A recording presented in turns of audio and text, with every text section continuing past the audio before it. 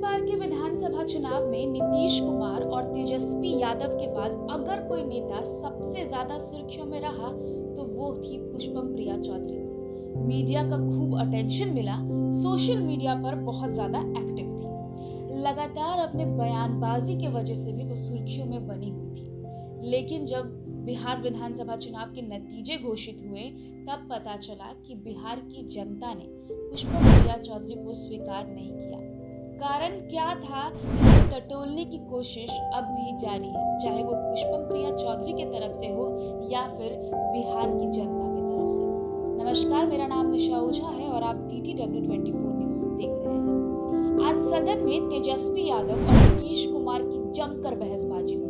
तेजस्वी यादव ने जहां नीतीश कुमार पर निजी हमला किया तो वहीं नीतीश कुमार ने भी अपना आपा खो दिया। तो वहीं दूसरी तरफ पुष्पम प्रिया चौधरी इन तमाम गतिविधियों पर अपनी नजर बनाए हुए हैं। आपको बता दें कि बिहार विधानसभा चुनाव के बाद लगातार ये कहा जा रहा था कि क्या पुष्पम प्रिया चौधरी चुनाव हारने के बाद बिहार छोड़कर चली जाएंगी या फिर जितना ज्यादा डेडिकेशन वो चुनाव के वक्त दिखा रही है बिहार के लिए, वो उसके बाद भी बिहार में रह करके बिहार के लोगों के लिए सोचेंगी। जिसके बाद पुष्पम प्रिया चौधरी ने तमाम पोस्ट किए। आपको हमने पहले भी बताया था कि वो सोशल मीडिया पर काफी ज्यादा एक्टिव रहती हैं।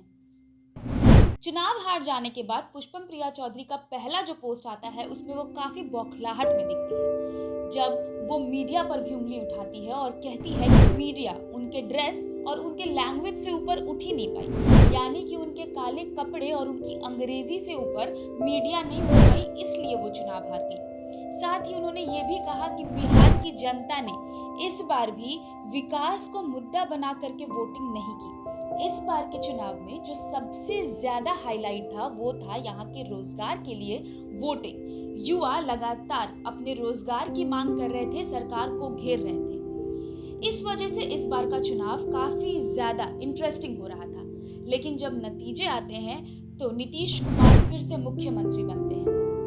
हालांकि अभी जो हम बात कर रहे हैं वो हम बात करेंगे पुष्पम प्रिया चौधरी के अभी के रीसेंट पोस्ट के बारे में, जहां पर वो राजनीतिक गलियारों में जो भी हलचल हो रही है उस पर किस तरह से टकटकी लगाई हुई है। सबसे पहला उनका पोस्ट हम आपको बताते हैं जो उन्होंने हाल ही में किया और जो काफी ज्यादा वायरल हुआ।